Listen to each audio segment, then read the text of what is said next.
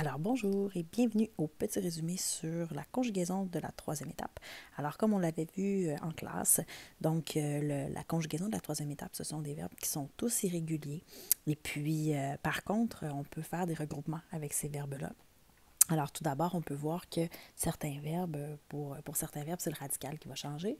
Pour d'autres, c'est la terminaison qui est irrégulière et pour d'autres, c'est l'auxiliaire. Alors, je vais faire un petit résumé de la théorie que vous avez à voir à travers le troisième document de conjugaison de l'année, donc le document des verbes de la troisième étape. Qui appartiennent au troisième groupe. Alors, on va commencer avec le verbe courir. Donc, ce que j'ai fait, c'est que j'ai pris une photo des différents tableaux de conjugaison d'Antidote, puis je vais aller cibler avec vous les particularités de ces verbes-là. Alors, pour le verbe courir, c'est une bonne nouvelle avec lui parce que, dans le fond, il n'est pas vraiment irrégulier parce que son radical reste le même tout le temps. Alors, c'est un radical qui est en COUR. Si on regarde partout dans notre conjugaison, notre radical est toujours COUR. La particularité que ça va nous donner, c'est comme on a un R dans le radical, mais des fois, ça va nous donner la présence de deux R quand on est avec un R dans le radical et un dans la terminaison. Alors, au futur, si vous regardez, on a la présence de deux R parce qu'il y en a un qui est dans le radical, l'autre qui est dans la terminaison. Même chose pour le conditionnel présent aussi. Un R dans le radical, un R dans la terminaison.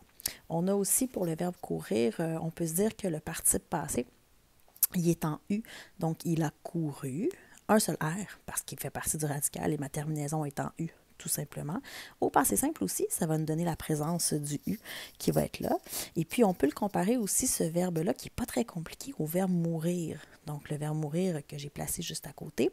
Le verbe mourir, lui, il a quelques petites ressemblances avec courir. Premièrement, pour ce qui est du radical qui contient un R, déjà dans le radical, donc M-O-U-R, ça va nous donner donc là aussi un double R au futur et au conditionnel.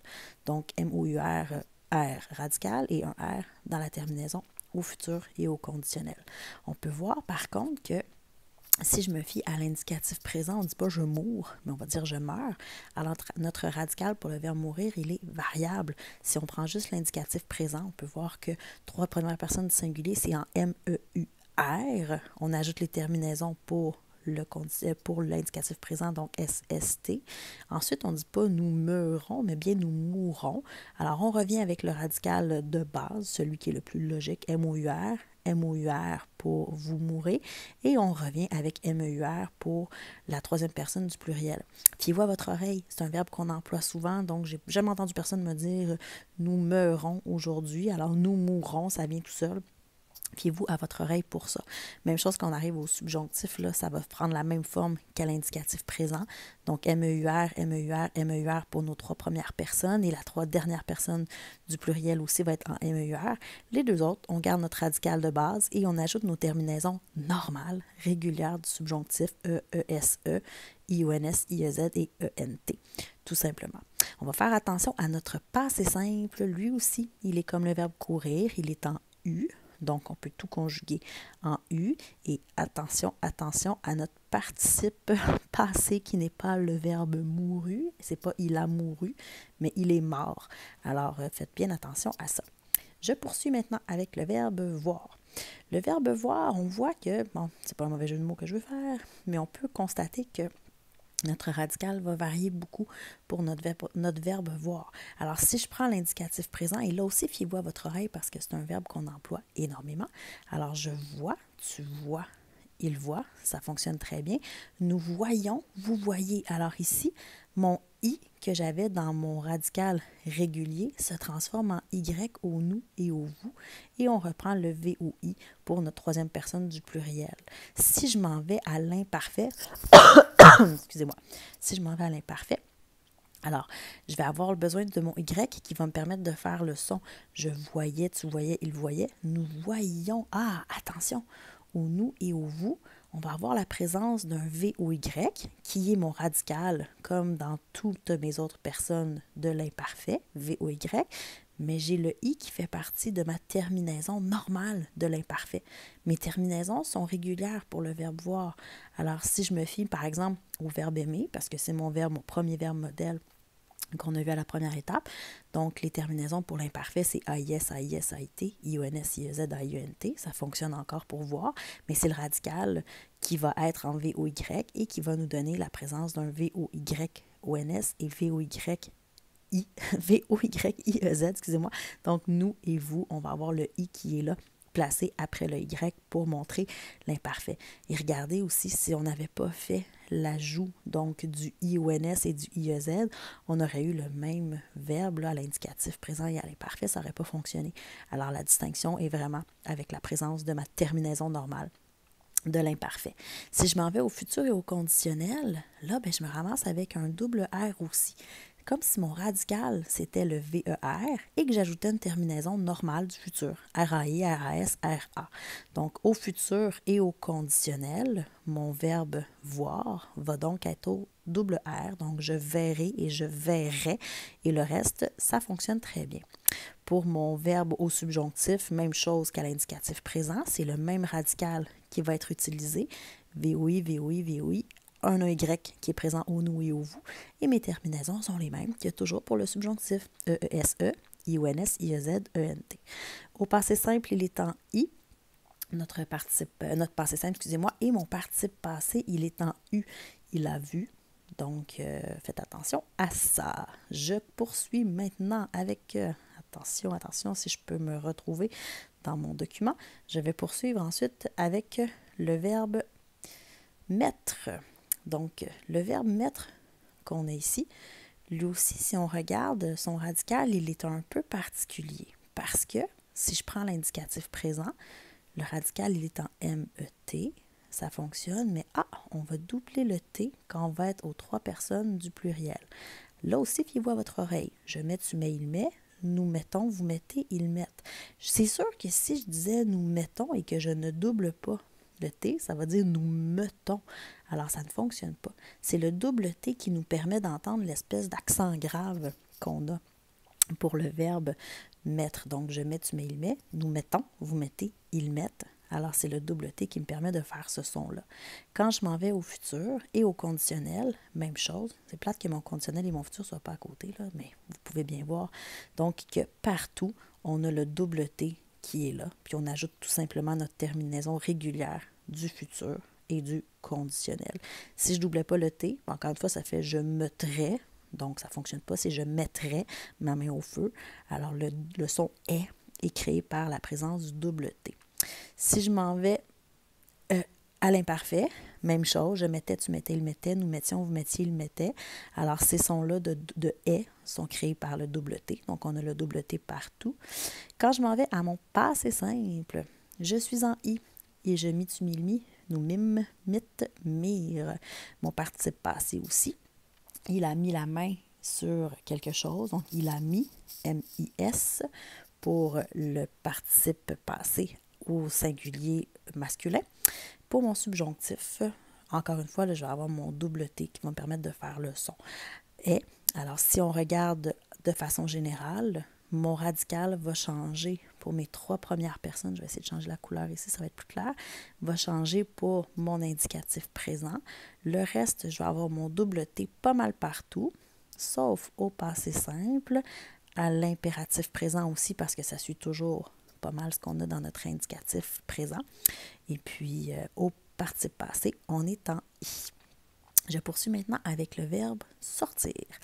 Le verbe sortir, lui, pas très compliqué comme tel. Le verbe fonctionne bien, on l'emploie souvent. Il n'y a pas vraiment d'anomalie pour sa construction. Donc, peut-être à part le fait qu'on n'a pas la présence d'un T dans nos 3 premières personnes du singulier, je sors, tu sors, il sort. Le T qui est là fait partie de ma terminaison, donc S-S-T. O-N-S-E-Z-E-N-T. Nous sortons, vous sortez, ils sortent. Ça fonctionne bien. L'imparfait, ça va. Le futur, ce conditionnel, tout va bien. Mon passé simple, il est en I. Mon participe passé aussi, il est en I. Il a sorti. Mais ma particularité précise, c'est l'auxiliaire.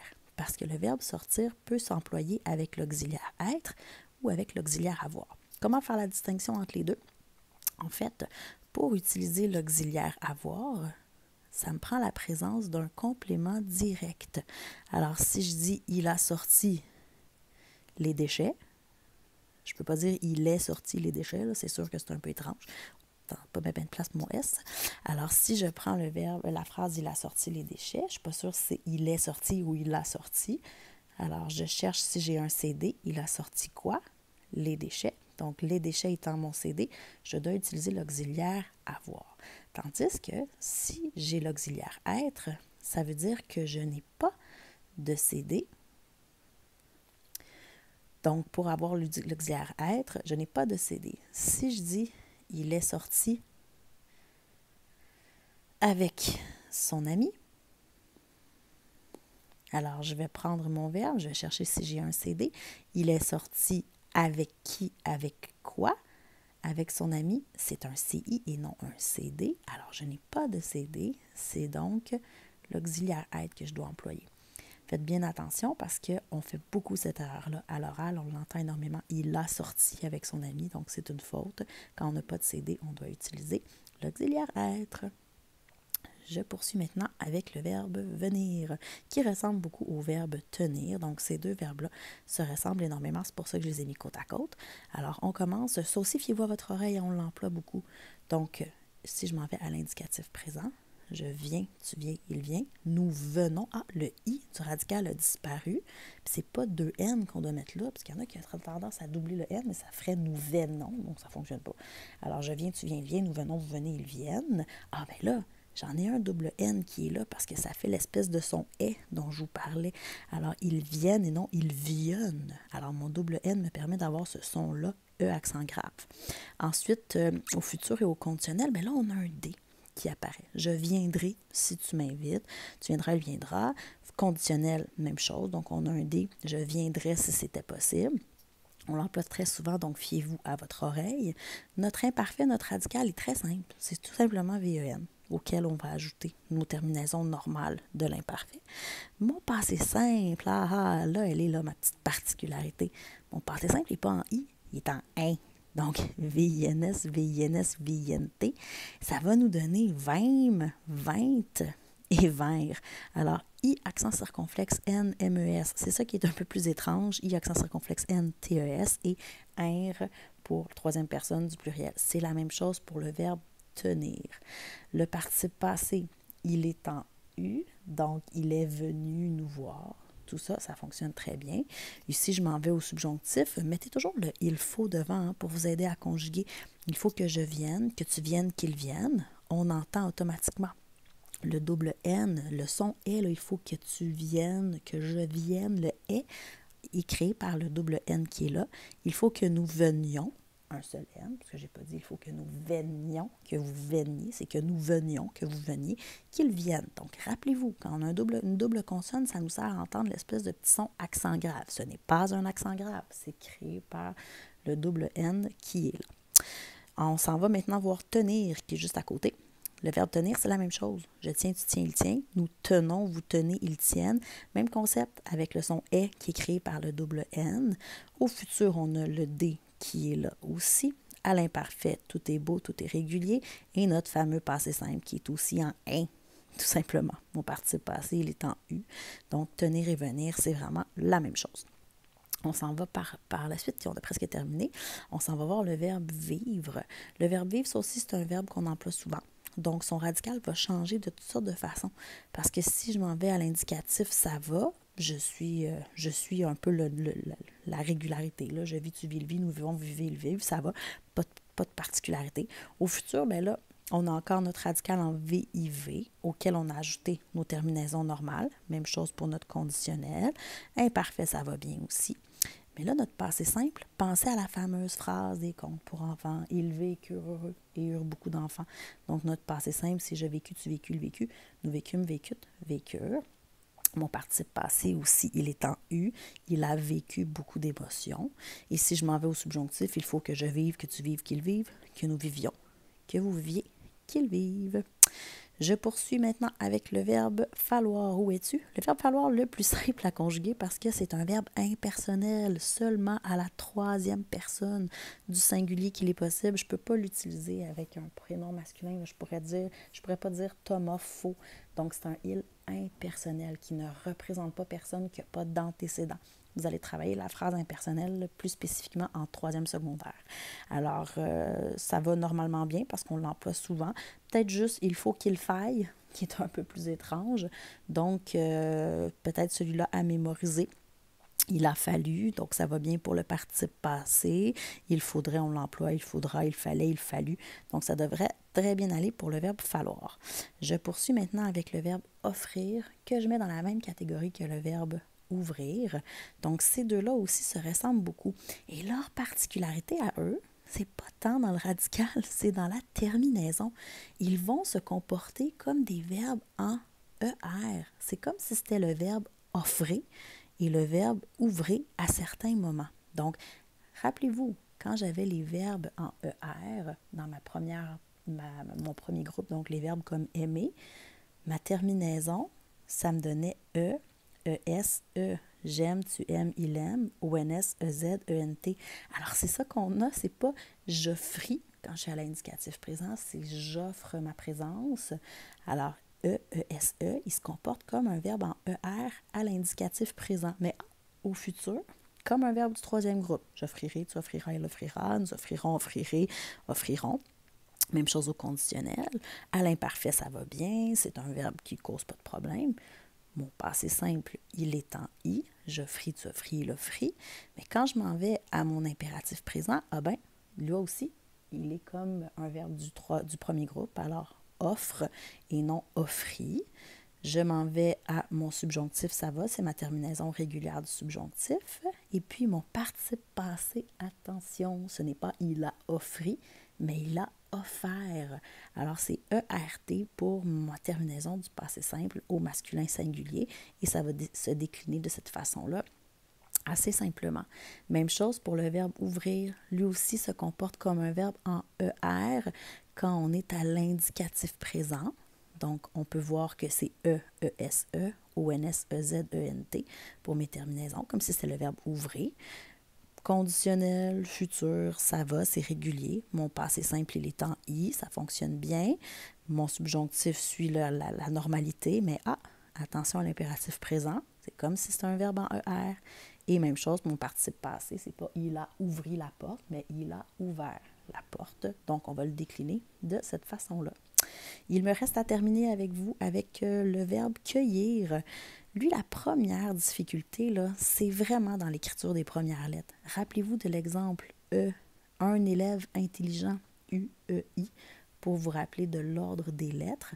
Alors ça, c'est une première difficulté. Une deuxième difficulté qu'on a, c'est que lui aussi, des fois, il va se comporter comme un verbe en ER. Il va être le verbe cueillir plutôt que le verbe cueillir. Ça n'existe pas, hein, le verbe cueillir. C'est simplement pour vous donner comme indice que des fois, il se comporte comme un verbe en ER. Alors, si je prends l'indicatif présent, c'est pas je cueillis, mais je cueille. Ah, ben lui aussi, il vit ça comme un verbe en ER, son indicatif présent, comme ouvrir et comme offrir. Alors, E-E-S-E, O-N-S-E-Z-E-N-T. Mon radical, c'est U-E-I. Un élève intelligent, ça reste toujours la même chose. Si je m'en vais au futur, mais là, plutôt que de dire je cueillirai, on se ramasse avec un E. Donc, c'est comme si au futur aussi, on avait le E du radical, le E du ER qui était présent. Alors, il vit vraiment sa vie comme si c'était le verbe cueillir quand on est au futur et au conditionnel. Donc, attention à la présence du E qui est là. Mon imparfait, ça va bien. Mon passé simple, il est en I. Je cueillis, tu cueillis, il cueillit. Si je m'en vais à l'impératif présent, ben, quand on parle de l'indicatif là, qui est en ER, c'est toujours aussi pour l'impératif présent que c'est bon. Alors, cueille des fleurs, cueillons, cueillez, ça va bien. Mon subjonctif, ça va, pas de problématique. Puis mon participe passé, il a cueilli. Donc, mon participe passé revient en I, tout simplement. Alors, c'était les verbes qui sont à l'étude pour la troisième étape, donc pour le socrative qui se déroulera jeudi. Merci beaucoup.